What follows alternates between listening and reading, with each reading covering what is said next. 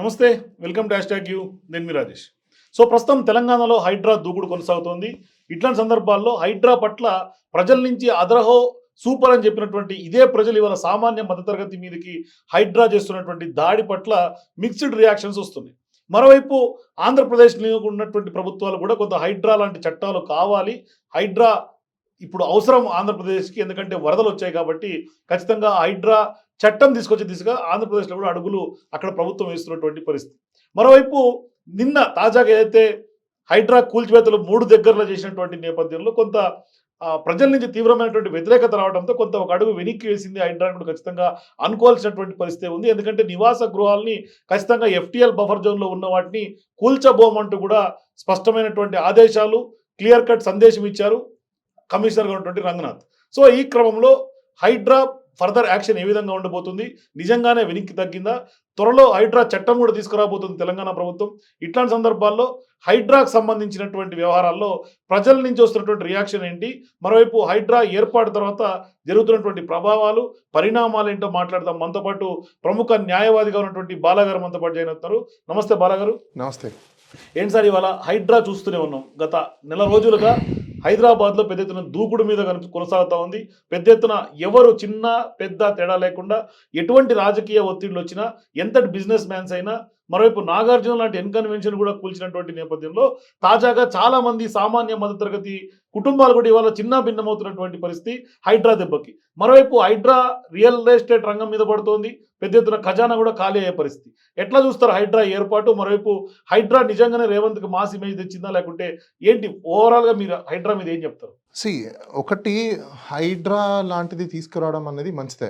ఎందుకంటే సుప్రీంకోర్టు చాలా సందర్భాలలో చెప్తుంది, దానికి సంబంధించిన ఎన్విరాన్మెంట్ యాక్ట్స్ చాలా సందర్భాలలో చెప్తున్నాయి.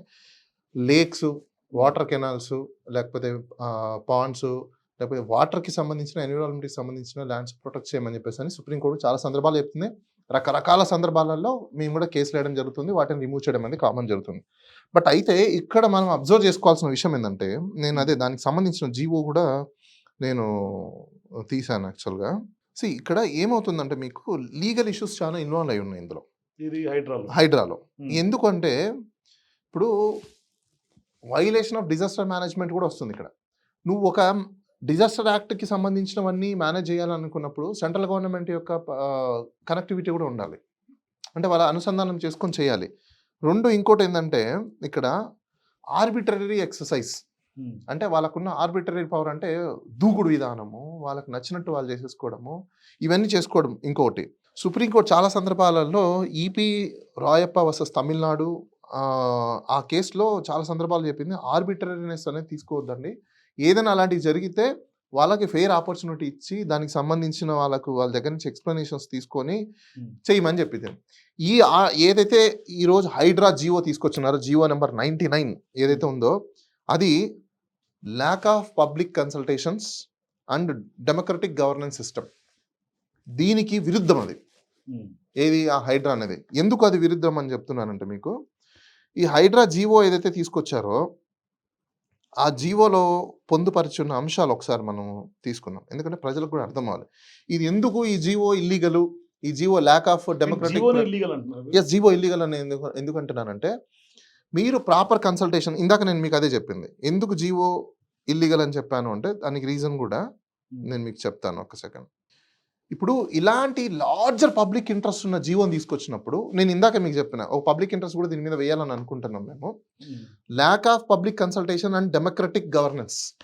నువ్వు ఇంత పెద్ద ఇష్యూస్ని రాష్ట్రం మొత్తము, రాష్ట్రానికి క్యాపిటల్ అయిన ఒక హైదరాబాద్ చుట్టుపక్కల ఉన్న పరిసర ప్రాంతాలలో, అర్బన్ ఏరియాస్లలో ఇలాంటి ఒక పెద్ద ఇష్యూని తీసుకొస్తున్నప్పుడు ల్యాక్ ఆఫ్ పబ్లిక్ కన్సల్టేషన్ ఎందుకు అంటున్నానంటే, పబ్లిక్ కన్సల్టేషన్స్ నువ్వు ఎక్కడ తీసుకున్నావు, ఎంతమందిని ఐడెంటిఫై చేసావు, ఎన్ని చెరువులు ఐడెంటిఫై చేసావు, దాన్ని సర్వేలు ఎక్కడ చేసావు, టోపోగ్రఫికల్ సర్వేస్ ఎక్కడ చేసావు, దాని యొక్క ఐడెంటిఫికల్ డెమోగ్రఫీ సర్వే ఎక్కడ చేసావు, ఇవన్నీ జియోగ్రఫికల్ సర్వేస్ ఎక్కడ, ఇవన్నీ చేసి గతంలో చెరువు ఎంత ఉంది, ఇప్పుడు చెరువు ఎంత ఉన్నాయి, ఈ వాటర్ ఎక్కడికి వెళ్తుంది, వాటర్ ఎక్కడి నుంచి ఎక్కడి దాకా వెళ్తుంది, నిజంగా ఇప్పుడు అది యూసేజ్లో ఉందా లేదా, ఆ వాటర్ కెనాల్స్ పనికొస్తున్నాయి, ఇవన్నీ చేయాలి. కన్సల్టేషన్ సర్వే చేసి దానికి ఒక ప్రాపరైజ్ రిపోర్ట్ తీసుకొని, ఆ రిపోర్ట్ తీసుకున్న తర్వాత ఎక్కడెక్కడ ఏ ఇల్లులు ఇల్లీగల్గా ఉన్నాయి. ఇల్లీగల్ అంటే ఏంటి, వితౌట్ పర్మిషన్స్ లేకుండా, వితౌట్ గవర్నమెంట్ అప్రూవల్ లేకుండా ఇలాంటివి ఉన్నవి మాత్రమే ఇల్లీగల్ అంటారు.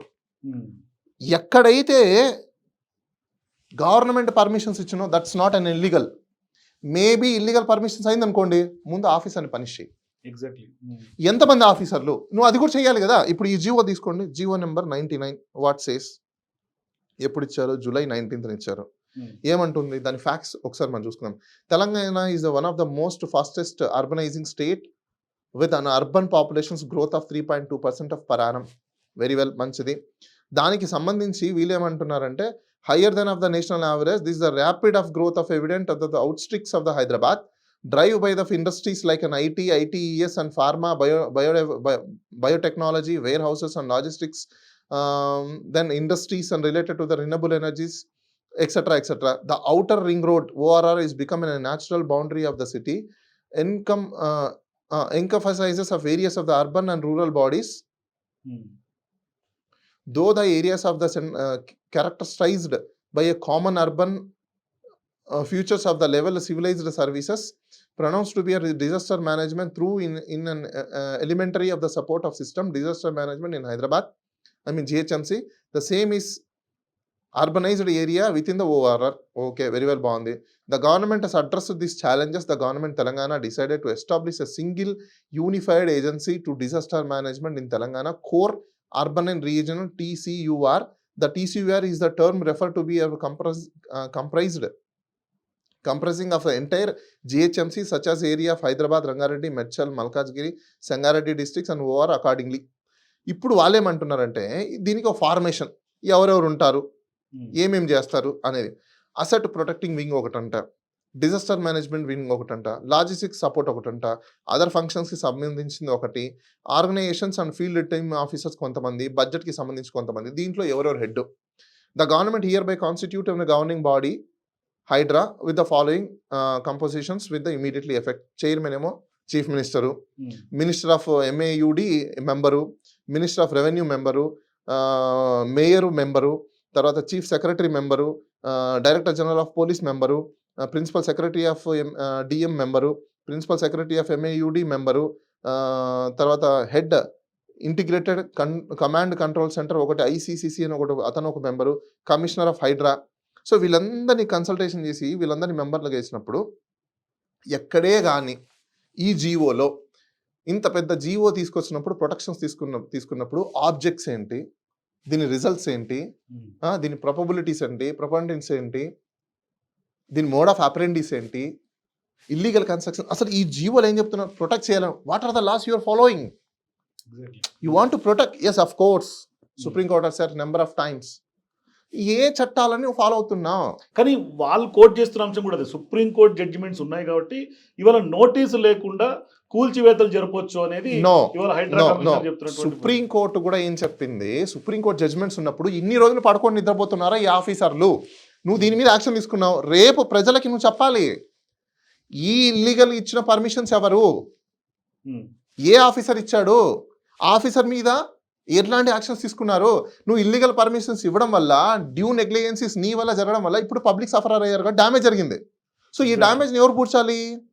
డెఫినెట్ గా గవర్నమెంటే పూడ్చాలి. కానీ ఇంత జరుగుతున్నటువంటి వ్యవహారంలో పెద్ద ఎత్తున మీడియా ఫోకస్ అవుతుంది, స్టేట్ అంతా కూడా ఇవాళ ప్యానిక్ అవుతున్నటువంటి పరిస్థితి. ప్రతి ఒక్క సామాన్యుడు కలుస్తున్నప్పుడు కూడా హైడ్రా గురించే చర్చ జరుగుతోంది. ఇవాళ ఆఖరికి రంగనాథ్ గారు కూడా ఇవాళ నివాస సముదాయాలు కూల్చబోమంటూ కూడా ఒక అడుగు వెనక్కేసాడు జరిగిన పర్యావసనం తర్వాత. ఎందుకేసారు? ఇక్కడ మీకు ఒక ఇల్లీగాలిటీస్ ఇంకోటి చూపిస్తాను. ఆర్టికల్ 14 వైలేషన్ చెప్తాను నేను మీకు క్లియర్ గా. ఎందుకు కోర్టు ఇంటర్వ్యూ అవ్వట్లేదు ఇప్పటిదాకా? కోర్టు ఎందుకు, ఎవరు పబ్లిక్ ఇంట్రెస్ట్ కి ప్రజలు రావట్లేదు. పబ్లిక్ ఇంట్రెస్ట్ గా ప్రజలు వస్తే ఖచ్చితంగా మేము పబ్లిక్ ఇంట్రెస్ట్ వేయడానికి అందరూ చాలా మంది రెడీగా ఉన్నారు. ఎవరు వస్తున్నారు ఇప్పుడు? ఎక్కడెక్కడ వెళ్తున్నారు ఓకే, కానీ సబ్జెక్ట్ మీద తీసుకొని వెళ్ళి పబ్లిక్ ఇంట్రెస్ట్ వేయడం వేరు, టెక్నికాలిటీస్ మీద వేయడం వేరు, ఒక్కొక్కరు వెళ్ళడం వేరు. సో మీకు ఇప్పుడు నిన్న మాదాపూర్లో జరిగింది, మాదాపూర్లో జరిగిన సందర్భమే తీసుకోండి. అక్కడ పక్కన బిల్డింగ్ కన్స్ట్రక్షన్ అయిన బిల్డింగ్ ఏమో అదేమో బఫర్ జోన్ లో ఉన్న FTL పరిధిలో ఉన్న దాన్ని కూల్చరు, అంటే మిగతా పక్కన కడుతున్నది కూల్చేస్తారు. What makes difference then? It's not violation of article 14. ఏంటి ఆర్టికల్ 14 ఏం చెప్తుంది? ఈక్వాలిటీ. నువ్వు ఈక్వాలిటీ అందరి ముందు అందరికి చూపించాలి కదా. ఈ ఇన్ఈక్వాలిటీ చూపించడం దాని మీదనే కంటెంప్ట్ చేయొచ్చు, వాళ్ళ మీద యాక్షన్ తీసుకోవచ్చు, ఆఫీసర్ల మీద హైకోర్టులో యాక్షన్ తీసుకోవచ్చు డైరెక్ట్ గా. అంటే ఇంకొకటి సముదాయాలు ఎవరైతే ఆక్యుపైడ్ ఉన్నారో వాళ్ళు ఇబ్బంది పడతారు కాబట్టి కొన్ని సామాన్యులు ఇబ్బంది పడకూడదని ఉద్దేశంతో గవర్నమెంట్ ఒక పాలసీ డెసిషన్ తీసుకునే వరకు కూడా మేము వాటిని జోలికి వెళ్ళము. కేవలం అన్ఆక్యుపైడ్ అట్లాగే ఏదైతే కన్‌స్ట్రక్షన్ లో ఉన్నాయో వాటి మీదే మేము ప్రస్తుతానికి మరి డ్రైవ్ చాలా చేస్తామని చెప్తున్నారు మరి క్లియర్‌గా. చాలా మంది నేను మీ హ్యాష్ ట్యాగ్ ద్వారా చెప్తున్నాను. ఎవరెవరైతే ఇప్పుడు వాళ్ళు మన ప్రెస్‌లో నిన్న ఇచ్చారో హైడ్రాకి సంబంధించిన ఆఫీసర్స్, మేము ఆక్యుపైడ్ ఉన్న వాటిని మేమేం టచ్ చేయమని చెప్పారో, ఆక్యుపైడ్ ఉండి ఈవెన్ బిజినెస్‌లో ఆక్యుపైడ్ ఉన్నా మీవి ప్రాపర్టీస్ డిమాలిషన్ చేస్తే మీరు ఖచ్చితంగా కోర్టుకెళ్ళి వాళ్ళ మీద కంపెన్సేషన్ క్లెయిమ్ చేయొచ్చు. ఉమ్. ఎందుకంటే కానీ ఇప్పటిదాకా Occupation ప్రభుత్వం వైపు ఉన్న- నుంచి కూడా కంపెన్సేషన్ ఎక్కడి నుంచి వస్తుంది, ఎవరు ఇస్తారని కూడా తెలియదు. ఎందుకంటే నిన్న బోరబండలో ఒక పెద్ద ఎత్తున కూల్చివేతలు ఒక గోడౌన్ కూలిస్తే ఆల్మోస్ట్ అతను చెప్తున్నాడు, ఏడుస్తున్నాడు, నాకు కనీసం ఒక 1 hour టైం ఇచ్చిండు కూడా నేను మొత్తం ఎక్విప్మెంట్ మూవ్ చేసుకునేవాడిని, అతను నాకు 4 crores ప్రాపర్టీ లాస్ అయింది అని ఆయన కోట్ చేస్తున్నటువంటి రాజేష్ గారు, నేను అందుకే చెప్తున్నా, ఎవరైతే ఇప్పుడు ఆ వ్యక్తి బాధితుడు ఉన్నాడో మీ వీడియో ఒకవేళ చూసి ఈ వీడియో ఒకవేళ చూస్తే మాత్రం మీరు ఖచ్చితంగా కోర్టుకి వెళ్ళండి. మీకు కోర్టులో న్యాయం జరుగుతుంది. ఎవరైతే మీకు ఆపర్చునిటీ ఇవ్వకుండా మీరు ఒకవేళ ఇల్లీగల్ ఆక్యుపై చేసుకుని ఉండొచ్చు కాక, కానీ మీ బిజినెస్ కి సంబంధించిన ప్రాపర్టీ ఏదైతే డ్యామేజ్ అయిపోయిందో దాన్ని ఖచ్చితంగా వాళ్ళు గవర్నమెంట్ కంపెన్సేషన్ పే చేయాల్సిందే. సో ప్రజలు దానికి భయపడే ప్రజలు- పరిస్థితి లేదు. ఎందుకంటే అధికారంలో ఉన్నటువంటి ప్రభుత్వంతో ఎవరైనా కూడా కేసులు వేయాలన్నా ఒక ఛాలెంజింగ్ టాస్క్ గా తీసుకుంటారు యంత్రాంగం. ఎందుకంటే జిహెచ్ఎంసీ, ఇరిగేషన్, పోలీస్, మీ ఇంత పెద్ద ద్వారా నేను వ్యవస్థలు ప్రజలందరికీ ఒకటే చెప్తున్నా, ప్రభుత్వంలో దయచేసి ఉన్నప్పుడు- ఎవరు భయపడాల్సిన పానిక్ అవ్వాల్సిన అవసరం లేదు. ఒకవేళ ఇల్లీగల్ ఆక్యుపెన్సీస్ ఉంటే మీ దగ్గర ప్రాపర్ పర్మిషన్స్ ఉంటే మాత్రం మీరు ఖచ్చితంగా కోర్టుకి వెళ్ళి స్టేలు తీసుకోవచ్చు. ఉమ్.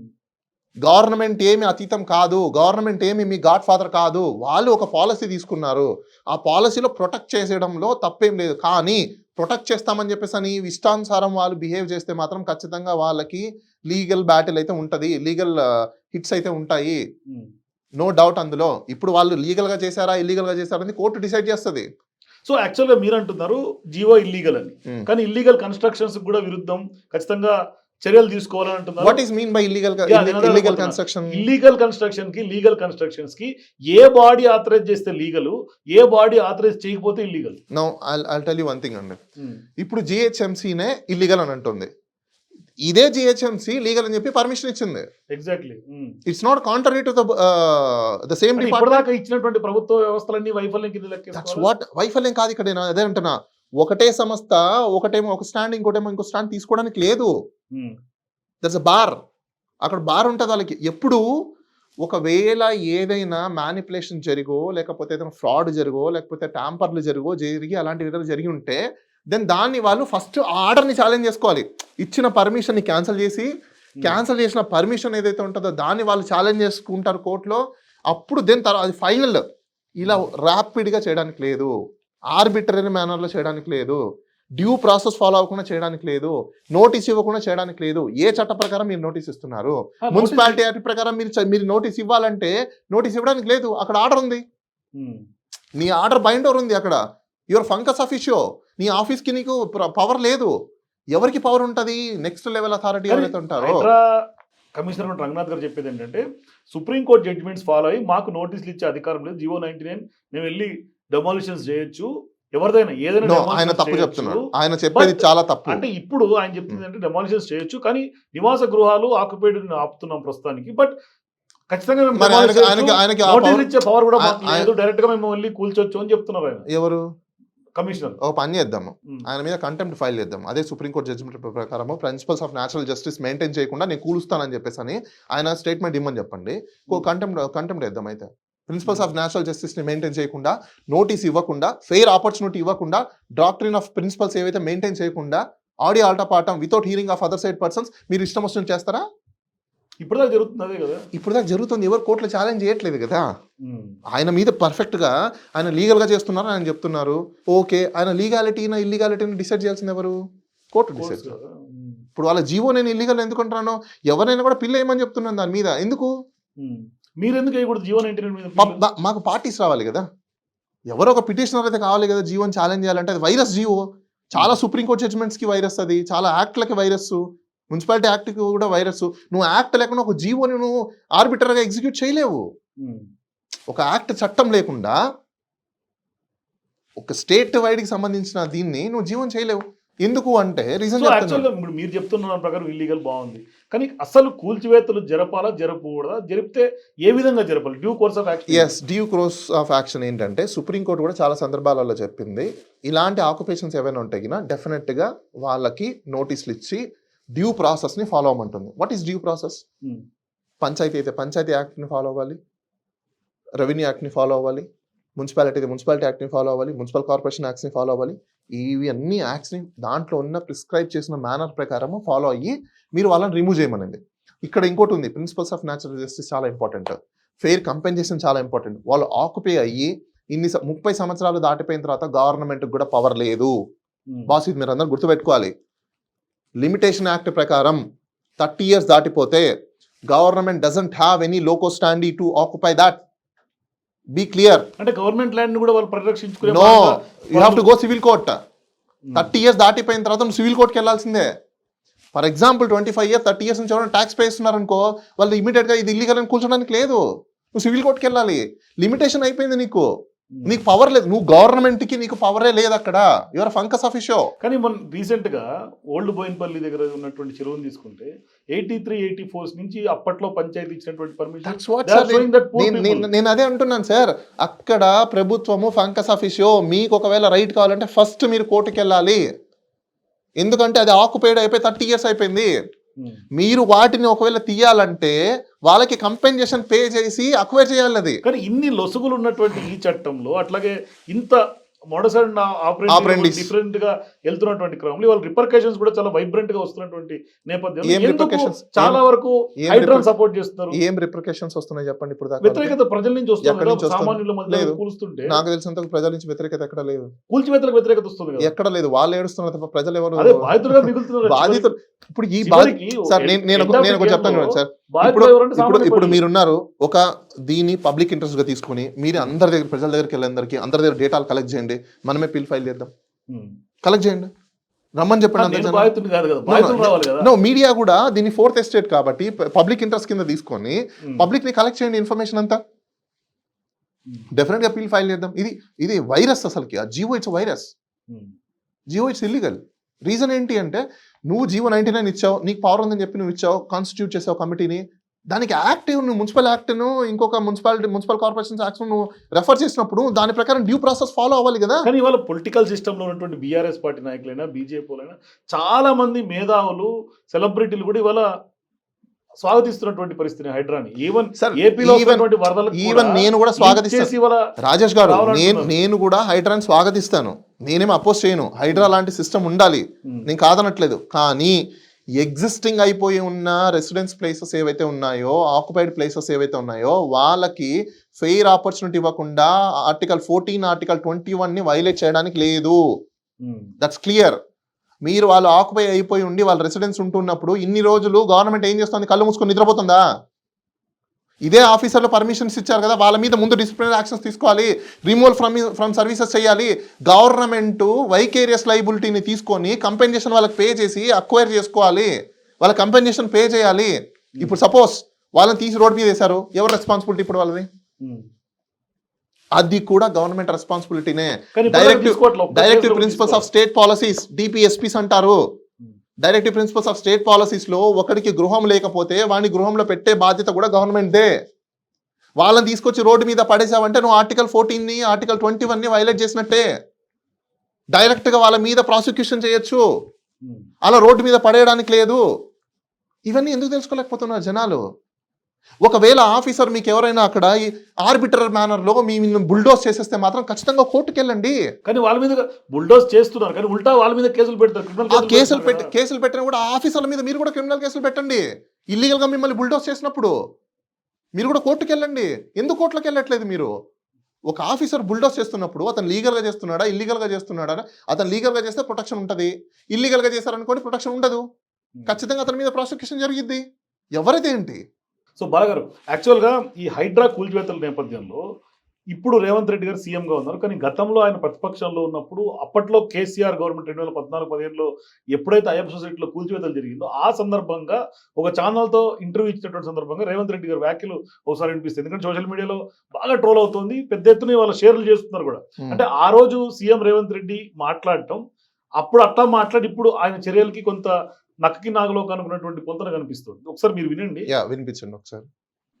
అంటే సోమేష్ కుమార్ అంత పొడుగు ఇంత పొడుగు అంటాడు, పోయి అయ్యప్ప సొసైటీలో ఉన్న పలంగా రూపాయి చమేసి ఉద్యోగస్తులు 200 గజాలు 400 గజాల కట్టుకుంటే జేసీబీలు పెద్ద పెద్ద మిషన్లు తీసుకొని వెళ్ళి పాపం నేలమట్టం చేసిండు. క్రిమినల్ వేస్ట్, ఇసుక, సిమెంట్, మిగతాయి చట్టంలో ఒకవేళ ఇర్రెగ్యులారిటీ జరిగినా రెగ్యులరైజ్ చేయడానికి చట్టంలో నిబంధన ఉంది.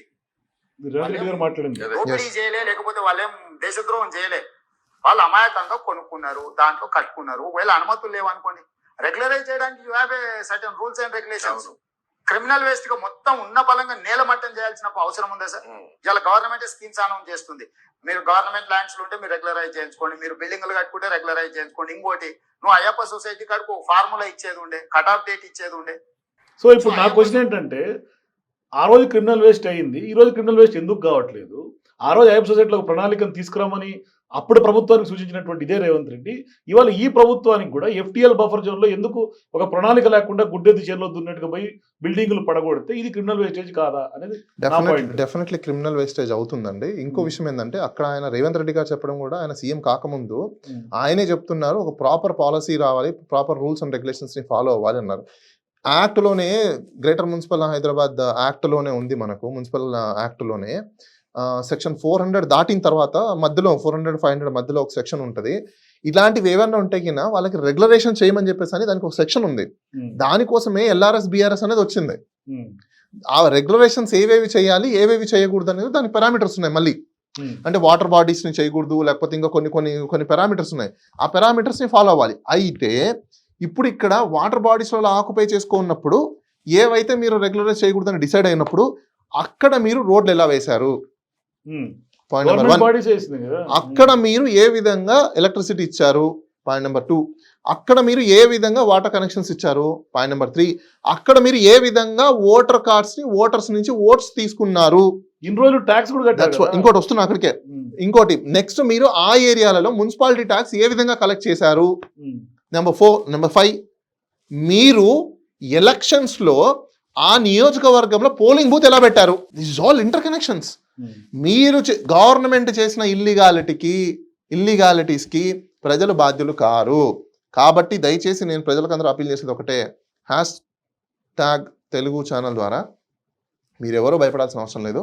ఇల్లీగల్గా మీ మీద ఎవరన్నా దౌర్జన్యం చేసి, ఈవెన్ గవర్నమెంట్ చేసినా, ఇలాంటి జీవోస్ తీసుకొచ్చినా, మీ దగ్గర ప్రాపర్ డాక్యుమెంట్ ఉండి, మీ దగ్గర ప్రాపర్ అప్రూవల్ డాక్యుమెంట్స్ ఉంటే మీరు ఖచ్చితంగా కోర్టుకి వెళ్ళి ఛాలెంజ్ చేస్తే వాళ్ళు మీ జోలికి రారు. సో అప్రూవల్ ఇప్పుడు నేను అందుకే ఇక్కడ పంచాయతీ అప్రూవల్, మున్సిపల్ అప్రూవల్, ఏ అప్రూవల్ ఉన్నా వెళ్ళే ఛాన్స్ అలా అని కాదండి. ఇప్పుడు కొన్ని లిమిట్స్ ఉంటాయి, జ్యూరిస్ట్రిక్షన్ లిమిట్స్ కొన్ని ఉంటాయి, పంచాయతీ లిమిట్స్ కొన్ని ఉంటాయి, అర్బన్ మున్సిపాలిటీ లిమిట్స్ కొన్ని ఉంటాయి, మున్సిపల్ కార్పొరేషన్ లిమిట్స్ కొన్ని ఉంటాయి. ఈ లిమిట్స్ కి సంబంధించిన లిమిట్స్లలో మీరు ప్రాపర్ అప్రూవల్ తీసుకొని కన్స్ట్రక్షన్ చేసుకుంటే మాత్రం డెఫినెట్ గా. ఇంకోటి ఇక్కడ అర్థం చేసుకోవాల్సిన విషయం ఏంటంటే, అందరికీ నేను అప్పీల్ చేసేది, దయచేసి మీరందరూ ఇప్పటి నుంచే గమనించండి. మీ చుట్టుపక్కల ఎక్కడైనా మీకు చెరువులు ఉన్నాయంటే మీకు మీరే ఇప్పుడే వాలంటరీగా ఇమీడియట్లీ అందరూ హైకోర్ట్స్కి వెళ్ళి మీరు స్టేలు తెచ్చుకోవడము ఉత్తమము, ముందుగానే. సో దట్ మీకు ఇప్పటి నుంచే మీరు ఇంకా ఎవరెవరి జోలికి రాలేదో, ప్రభుత్వం తీసుకొని మీ దగ్గరికి రాలేదో, మీరు ఇప్పుడే మీ చుట్టూ పరిసరాల ప్రాంతాలలో మీకు చెరువు దగ్గరలో మీరు ఉన్నారని భావిస్తే మాత్రం ఇమీడియట్లీ మీకు సంబంధించిన డాక్యుమెంట్స్ అన్ని తీసుకొని మీరు కన్సర్న్ అడ్వకేట్ని ఎవరైనా అప్రోచ్ అయ్యి కోర్టుకి వెళ్ళి మీరు స్టే తీసుకొని మీ దగ్గరికి రాకుండా అవి కోర్టులో డిసైడ్ అయినంత వరకు అప్పుడు గవర్నమెంట్ మీద యాక్షన్ తీసుకోదు. కాబట్టి మిమ్మల్ని మీరు సెక్యూర్ చేసుకోవచ్చు. కోర్టులో ఏమని వేయాలి, ముందుగానే పిటిషన్ వేసుకుంటే, అంటే వాళ్ళ పర్మిషన్స్ ఏవైతే ఉన్నాయో, ఇలాంటి ఇల్లీగాలిటీస్ జరుగుతున్నాయి కాబట్టి ఇమీడియట్లీ వాళ్ళు ఆ కమిషన్ ఏదైతే ఉందో, ఇప్పుడు హైడ్రా ఏదైతే ఉందో, హైడ్రా మీద వీళ్ళు స్టే తీసుకోవాలి. Without due process of law they're high-handedly coming into the demolition the land. It's apprehension, bare apprehension. It's a bare apprehension, maybe. I don't know. They're not disclosed whose land is falls under, whose building is falls under. They did not disclose to the people. They simply hide. They must be open. ఎవరెవరితో ఉన్నాయని పెట్టాలి కదా, site పెట్టాలి, website పెట్టాలి, ఏ properties ఉన్నాయో పెట్టాలి, ఎప్పుడు survey చేశారో పెట్టాలి, ఏవేవి ఇవన్నీ ఎక్కడ ఉన్నాయి, ఎవరికి వెళ్తున్నావు, ఎవరికి నోటీస్ ఉన్నాయి, ఎవరికి తెలుసు, ఎప్పుడు తెలుస్తుంది. సో ఇవన్నీ ముందు పెట్టాలి. పెట్టి చేస్తే అప్పుడు ఓకే అనుకోవచ్చు. నీ దగ్గర రాలేదు కాబట్టి బేర్ అప్రెన్షన్ మీద వెళ్ళి తీసుకోవచ్చు, నో డౌట్. సో ఓవరాల్ గా హైడ్రా అనేది ఇల్లీగల్ అంటారా మీరు మీ ఉద్దేశంలో? అసలు ఏంటి ఎట్లా చేస్తే better? హైడ్రా అనేది తీసుకురావడం మంచిదే, ఉమ్, నేను కాదనట్లేదు. కానీ డ్యూ కన్సల్టేషన్స్ లేకుండా, lack of consultations to the larger public, democratic spirit governments ఇలా చేయకూడదు. ఉమ్, దీనికి 4 E's ఉంటాయి: engineering, enactment, education, then enforce. Boss, bureaucrats అందరూ వినండి, మీకు అందరూ తెలిసిందే, ఇది తెలియదు ఏం కాదు. ఈ 4 E'sని మీరు ఫాలో అవ్వాలి. ఒక జీవో రావాలన్నా, ఒక యాక్ట్ రావాలన్నా, ఒక లా రావాలన్నా, ఒక చట్టం రావాలన్నా, ఒక పాలసీని తీసుకోవాలన్నా మీరు ఫస్ట్ ఇంజనీరింగ్ చేయాలి. దాని ఇన్ఫర్మేషన్ మొత్తం గ్యాదర్ చేసి, దాని ఆబ్జెక్ట్స్, దాని మోడ్ ఆఫ్ ఆపరెండిస్ ఇవన్నీ ప్రిపేర్ చేసుకొని, దాని ఆబ్జెక్ట్ యొక్క రిజల్ట్స్ని కూడా మెన్షన్ చేసుకొని ఇంజనీరింగ్ చేసి దాని ఎనాక్ట్మెంట్ చేయాలి. ఏదర్ ఎనాక్ట్మెంట్ అనండి, లేకపోతే నోటిఫికేషన్ అనండి, జీవో అనండి, లేదంటే పాలసీ అనండి, ఏదైనా అనివ్వండి. తర్వాత ఎడ్యుకేషన్ చేయాలి, ఎడ్యుకేట్ చేయాలి. ఏంటి ఎడ్యుకేషన్ అంటే? పబ్లిసిటీ. ఉమ్. పబ్లిక్కి చెప్పాలి, పబ్లిక్కి తెలియజెప్పాలి, పబ్లిక్ ఇది దీనివల్ల ఇవి ఉంటాయి, దీనివల్ల కాన్సిక్వెన్సెస్ ఇవి, మీరు ఈ రూల్ని ఫాలో అవ్వాలి, దీన్ని ఫాలో అవ్వాలి, ఈ పర్మిషన్, ఇవన్నీ చెప్పాలి. దెన్ లాస్ట్ ఈ ఎన్ఫోర్స్. కానీ ఇప్పటిదాకా డైరెక్ట్ గా ఎన్ఫోర్స్కి వెళ్ళారు కానీ ఈ 3 ఏం జరగలేదు. 3 E'లు ఏం లేవు. ఉమ్. నేను అదే అంటున్నా, డైరెక్ట్గా ఎండ్కి వెళ్ళిపోయారు కాబట్టి మీరు ఆఖరికి కోర్టుకి వెళ్తే పిచ్చుకునే బ్రహ్మాస్త్రంలాగా చివరికి ఎన్ఫోర్స్మెంట్ జరుగుతుంది ప్రస్తుతానికి. దట్స్ వాట్ నేను అదే అంటున్నా, డైరెక్ట్గా వెళ్ళిపోయారు కాబట్టి మీరు ఖచ్చితంగా కోర్టులకు వెళ్తే డెఫినెట్గా మీకు రిలీఫ్ అయితే దొరుకుతుంది. అండ్ ఇంకో విషయము, ఎవరెవరైతే చాలామంది ఇలాంటి ప్లేసెస్లో రియల్ ఎస్టేట్స్ చేసిన వాళ్ళ వ్యక్తుల దగ్గర నుంచి, బిల్డర్స్ దగ్గర నుంచి మీరు ప్రాపర్టీ కొని ఒకవేళ నష్టపోతుంటే, ఈ ప్రాపర్టీ ఇల్లీగల్ ప్రాపర్టీని ఒకవేళ గవర్నమెంట్ డిక్లేర్ చేస్తే మాత్రం ఏ కన్స్ట్రక్షన్ కంపెనీ అయితే ఉందో ఆ కన్స్ట్రక్షన్ కంపెనీ మీద మీరు సూ వేసి మీరు నష్టపోయింది మొత్తం మీరు రికవర్ చేసుకోవచ్చు, బాధపడాల్సిన అవసరమే లేదు. ఉమ్. సో ఇల్లు పోయిందని బాధపడాల్సిన అవసరం లేదు. ఖచ్చితంగా ఏ కన్స్ట్రక్షన్ కంపెనీ అయితే ఇది ఇల్లీగల్ తీసుకొచ్చిందో వాళ్ళ దగ్గర నుంచి రూపాయి సహా ప్రతి ఒక్కటి రికవర్ చేసుకోవచ్చు. వాళ్ళ మీద క్రిమినల్ కేసులు కూడా పెట్టచ్చు. కానీ ఇక్కడ ఏ ఇక్కడ ఆఫీసర్లు doubt అయితే ఏంటంటే, ఇంకోటి ఏ ప్రభుత్వం ఆఫీసర్ కానీ లేదంటే కనుక బిల్డర్స్ కానీ కాంపెన్సేషన్ ఇవ్వాలి అంటే మేము పెట్టినటువంటి మొత్తంలో రాదేమో అనే ఒక డౌట్ కూడా చాలా మంది ప్రజల్లో ఉంది. అంటే పెట్టినంత మొత్తం అంతా ఇప్పుడు ఫర్ ఎగ్జాంపుల్ మార్కెట్ వాల్యూ ఒకటి ఉంటుంది, బయట రిజిస్ట్రేషన్ వాల్యూ ఒకటి ఉంటుంది, లేకుంటే వీళ్ళు ఇన్వెస్ట్ చేసి వాళ్ళు ఉండేందుకు వీలుగా చేసుకున్నటువంటి ఇంటి దెన్ అది వాళ్ళ తప్పు. ఇప్పుడు వాల్యూ, ఇప్పుడు మార్కెట్ వాల్యూ అంటే అర్థం ఏంటండి? రిజిస్ట్రేషన్ డిపార్ట్మెంట్ ఇచ్చింది మార్కెట్ వాల్యూ. మీరు ఇల్లీగల్ గా బయట చెప్పుకున్నది నా గజం ₹1,00,000, నా గజం అదే డబ్బులు కట్టి ఉండాలి నువ్వు అక్కడ. ఎందుకట్లే? అంటే నువ్వు ఇల్లీగల్ చేసినట్టే కదా, డెఫినెట్ గా నువ్వు సఫర్ అవ్వాల్సింది దానికి మాత్రం, దానికి నో డౌట్. నువ్వు లీగల్ గా చేసి ఉంటే డెఫినెట్ గా నీకు లీగల్ అమౌంట్ వచ్చింది. డాక్యుమెంటేషన్ వాల్యూ ఏది ఉంటుందో అది అదే మార్కెట్ వాల్యూ. ఉమ్. ఎందుకు నీకు నచ్చిందని చెప్పేసి అని పక్క నుంచి ఫ్లైఓవర్ వచ్చేస్తుందని చెప్పేసి అని పోయి 10 మంది కొనేసుకుంటారు. రియల్ ఎస్టేట్ మార్కెటింగ్ ఎలా ఉంటుందో తెలుసా మీకు? సార్ పక్కన కింద నుంచి రోడ్ వెళ్తుంది సార్, పైనుంచి ఫ్లైట్ వెళ్తుంది సార్, ఈ పక్క నుంచి బైపాస్ వెళ్తుంది సార్. అరే నీ ఇంటికి ఏమొస్తుందా? నాకు అర్థం కాదు. పిచ్చా మీకేమన్నా? వాటిని చూసుకుంటారు మీరు? బుర్ర ఉన్నాయా కాస్తనా? డొమెస్టిక్ లైఫ్ అనేది మీరు నివసించడానికి, దానికి మీకు రోడ్లు ఉండాలి, నీళ్లు ఉండాలి, కాలువలు ఉండాలి, లైట్లు ఉండాలి, ఇవి కావాలి, వసతులు ఉండాలి. ఇది కదా మీకు కావాల్సింది. మీకు ఎక్కడో ఫ్లైఓవర్ పడితే మీకేంటి, ఎక్కడో మీకు ఇంటర్నేషనల్ స్కూల్ ఉంటే మీకేంటి? What necessity? మీకేం నెసెసిటీ ఉంది దానివల్ల మీ ల్యాండ్ వాల్యూ పెరుగుతుందా? ఇండియాలో పెద్ద దరిద్రం ఏంటంటే, నాకు తెలిసి వరల్డ్లో ఎక్కడ ర్యాపిడ్గా సెకండ్ ల్యాండ్ వాల్యూ పెరగదు ఒక ఇండియాలో తప్ప. ఇండియా ఎందుకు డెవలప్ అవ్వట్లేదు అంటే రీజన్ ఓన్లీ ల్యాండ్ వాల్యూస్ పెరగడం వల్లనే. సో ఇప్పుడు ఇంత ఎఫెక్ట్ అవుతుంది, రియల్ ఎస్టేట్ రంగం దెబ్బతినట్లేదు. ఇవాళ ఆల్రెడీ గత నెల రిజిస్ట్రేషన్స్కి ఇదే రిజిస్ట్రేషన్స్కి ఘోరమైనటువంటి హైడ్రా దెబ్బ పడుతుంది. ఎందుకు పడుతుందండి? ఇన్వెస్ట్మెంట్స్ రావట్లా, కొనేవాళ్ళు కొనట్లా. ఇన్వెస్ట్మెంట్స్ అంటే ఇల్లీగల్ ఇన్వెస్ట్మెంట్స్ కానీ లీగల్ ఇన్వెస్ట్మెంట్స్ కాదు కదా. ఇప్పుడు గజం ఫర్ ఎగ్జాంపుల్ జూబ్లీ హిల్స్లో గజం ఎంత ఉంది? క్రోర్స్లో, లక్షల్లో ఉండొచ్చు. కానీ అది రియల్గా సేల్ చేసేటప్పుడు ఎంత ఉంటుంది? ఆ రిజిస్ట్రేషన్ వాల్యూ అయితే జరుగుతుంది కదా, కొనేవాడు అమ్మేవాడు. కానీ దాని మీద సంఖ్య తగ్గింది. ఆల్మోస్ట్ 30-40% రిజిస్ట్రేషన్స్ తగ్గినాయి అనేది స్టాటిస్టికల్ డేటా చెప్తుంది. తగ్గనివ్వండి, ప్రాబ్లం ఏంటి? గవర్నమెంట్ ఆదాయం పోయింది అనేది కూడా గగ్గోలు పెడుతుంది. గవర్నమెంట్ కంటే 24 గంటలు కొంటూ అమ్ముతూ చేసుకుంటూ కూర్చొని రూల్ ఏమైనా ఉందా? లేదు. ఎవరైతే ఇష్టం ఉంటుందో కొనుక్కుంటారో వాళ్ళపై రిజిస్ట్రేషన్ వాల్యూని అక్కడే కడతారు. అంతేగాని గవర్నమెంట్ ఇన్కమ్ కోసము మనము చేసుకుంటూ కూర్చుంటామా? అంటే గవర్నమెంట్కి ఇన్కమ్ కావాలని చెప్పేసి అని రోజు ట్రాన్సాక్షన్ నువ్వు రిజిస్ట్రేషన్ చేసుకో, నేను రిజిస్ట్రేషన్ చేసుకుంటా, నువ్వు అమ్ము నేను అమ్ము. No, it's not that business. Article 300A shows its right of the person. He can buy, he don't want, he simply sit. కానీ ఇన్వెస్టర్స్ కొనే వాళ్ళైతే కొంత భయపడతారు కదా. హైదరాబాద్లో ఇన్వెస్ట్ చేయాలన్నా హైడ్రా దెబ్బకి ఖచ్చితంగా ఎక్కడ ఏ లొసుగులు ఎక్కడ ఉన్నాయి, ఫర్ కైండ్ ఎక్కడ ఎఫ్సిఎల్ ఎక్కడ బఫర్ జోన్ తెలియనటువంటి పరిస్థితి, ఎక్కడ కబ్జా జరిగిందో తెలియదు, ఏది అసైన్మెంట్ ల్యాండో తెలియదు, ఏ రియల్ ఎస్టేట్ వెంచర్ లో ఏది ఎవడు కబ్జా పెట్టి కట్టాడో తెలియదు. ఇవన్నీ తెలుసుకోవాలంటే కూడా సామాన్యుడికి ఆ పరిస్థితి లేదు కదా ఇప్పుడు. ఏం లేదని transfer of property act very clear అండి. అక్కడ ట్రాన్స్ఫర్ ఆఫ్ ప్రాపర్టీ యాక్ట్ ఏం చెప్తుందంటే నువ్వు ఒక ప్రాపర్టీ కొంటున్నప్పుడు కంపల్సరీగా డాక్యుమెంట్ వెరిఫికేషన్ చేసుకోవాల్సిన బాధ్యత నీది. బట్ వేరాస్ ఇల్లీగల్గా వస్తే మాత్రం దాని మీద నువ్వు యాక్షన్ తీసుకోవచ్చు. కానీ ఇప్పుడు బఫర్ జోనా ఉందా లేదా, ఎఫ్టీఎలా అవునా కాదా అని ప్రతిదానికి కూడా మీరు గవర్నమెంట్తో అప్రోచ్ అయ్యి ఆర్టీ అప్లికేషన్ పెట్టో లేకపోతే ఇంకో ద్వారానో లీగల్ ఒపీనియన్ తీసుకొని ఖచ్చితంగా కట్టుకోవచ్చు. చాలామంది అంటున్నారు సార్ మాకు అన్ని లోన్స్ వచ్చాయి, లీగల్ ఒపీనియన్స్ వచ్చాయి, ఇంత వచ్చింది. ఎస్, మీరు రైట్. ఈ అపార్ట్మెంట్లు చాలామంది విల్లాలని కూలగొడుతున్నారు చూస్తారా, వాళ్ళు ఖచ్చితంగా ఎవరైతే అఫీషియల్స్ అప్రూవ్ చేశారో ఆ గవర్నమెంట్ మీద యాక్షన్ తీసుకోవచ్చు.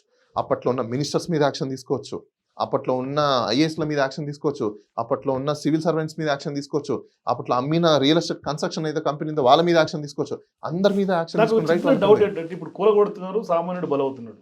అంటే వాళ్ళు చేసినటువంటి కర్మ వేరే వాళ్ళు, ఫలితం వేరే వాళ్ళు అనిపిస్తున్నారు. ఇక్కడ లోన్లు తీసుకొని కట్టుకున్నటువంటి సామాన్య మధ్యతరగతి వాళ్ళు ఉంటారు సార్, వాళ్ళు లోన్లు కట్టాలా వద్దా ఏంటి? లోన్ అనేది ఒకటి లైబిలిటీ, మీరు తీసుకున్న దానికి కడుతున్నారు అంతే. అక్కడ వెరీ సింపుల్. నేను నీకు ఇచ్చాను, నువ్వు నాకు ఇవ్వాలి. అక్కడ వాళ్ళ పాలసీ, వాళ్ళ ప్రొసీజర్ ఏంటి, టేక్ అండ్ గివ్ అంతే. గివ్ అంటే లోన్ కట్టాల్సిందే. అది నువ్వు దేనికి వాడుకుంటావని అనవసరం. వాడి ప్రొసీజర్ ప్రకారం వాడు వెరిఫై చేసుకొని నీకు లోన్ ఇచ్చాడు అంతే. అంతకు మించి అక్కడ ఇంకోటి మీకు ఇక్కడ ఇంకోటి చెప్పాల్సింది, లోన్లో ఒకవేళ గవర్నమెంట్ ప్రాపర్టీని ఆక్షన్ వేసినా కొనినా అది గవర్నమెంట్ ప్రాపర్టీ అవ్వదు. దానికి సుప్రీంకోర్టు జడ్జ్మెంట్ ఉంది. మరి ఇవన్నీ కూడా చాలా ఉన్నాయి టెక్నికాలిటీస్. ఇవన్నీ చూసుకోకుండా వాళ్ళు ఏ విధంగా యాక్షన్ తీసుకుంటున్నారో నాకైతే అర్థం కావట్లేదు. ఎందుకంటే ఇప్పుడు సపోజ్ ఒక ప్రాపర్టీని, గవర్నమెంట్కి సంబంధించిన ప్రాపర్టీని గవర్నమెంట్ ఇచ్చింది అనుకోండి, అసైన్డ్ ల్యాండ్ అనుకోండి సపోజ్. ఆ అసైన్డ్ ల్యాండ్ని అగ్రికల్చర్ ఎవరో తాకట్టు పెట్టారు బ్యాంకులో, బ్యాంక్ వాడు దాన్ని వేలం వేసాడు అనుకోండి, అసైన్డ్ ల్యాండే. బ్యాంకు తాకట్టు పెట్టిన దాన్ని వేలం వేసి ఒకవేళ కొన్నాడు అనుకోండి ఎవరైనా, అది కంపల్సరీ వాళ్ళకు ప్రైవేట్ అయిపోయింది. కానీ బ్యాంకులు అసైన్మెంట్ ల్యాండ్స్ ఆక్షన్ చేసేదాకా వెళ్తాయా? వాళ్ళు లీగల్ గా వెళ్తాయి ఉంటే అట్లాంటి కేసులు చాలా కేసులు ఉన్నాయి అలాంటివి. అలాంటి బ్యాంక్ ఆప్షన్స్లోకి వెళ్ళి బ్యాంక్ ద్వారా కొన్న వాళ్ళు ఎంతో మంది ఉన్నారు. దాని తర్వాత దాన్ని మళ్ళీ రీసేల్ చేసుకునే వాళ్ళు ఉన్నారు. ఇలాంటి రకరకాలు ఉన్నాయి. అసైన్మెంట్ ల్యాండ్స్ కూడా అమ్మచ్చు. ఎప్పుడు అంటే దానికి కొన్ని సందర్భాలు ఉన్నాయి. అసైన్మెంట్ ల్యాండ్ ఎప్పుడెప్పుడు అమ్మచ్చు అని చెప్పేది అంటే బ్యాంక్ అనేది సందర్భం, ఇంకా బ్యాంక్ అనేది డైరెక్ట్ సందర్భం.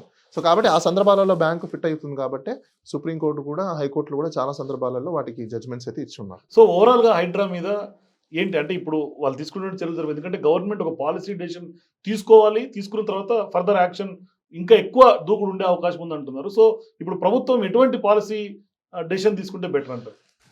ఒకటి, due process of law follow అవ్వకుండా ఏ చట్టం చేసినా, ఏ జీవో తీసుకొచ్చినా అవి ఖచ్చితంగా వైరస్ ఉంటే మాత్రం కోర్ట్స్లలో ఛాలెంజ్ అవుతాయి, స్టేల్ అవుతాయి. మీరు యాక్ట్ చేసినా కూడా యాక్ట్ కూడా సెటిసైడ్ అయింది. when you are making of illegal acts, definitely it will be challenged before the courts, no doubt. So కాబట్టి చట్టాలు చేసే ముందు కూడా ఒళ్ళు దగ్గర పెట్టుకొని ఆఫీసర్లు చేయాలి. ఏ మాత్రం మీరు వైలేషన్స్ ఉన్నాయంటే మాత్రం దానికి సంబంధించిన చట్టాల్లో ఉన్న ప్రొవిజన్స్ అన్ని సెటిసైడ్ అయితే అవుతాయి వైరస్ ఉంటే మాత్రం.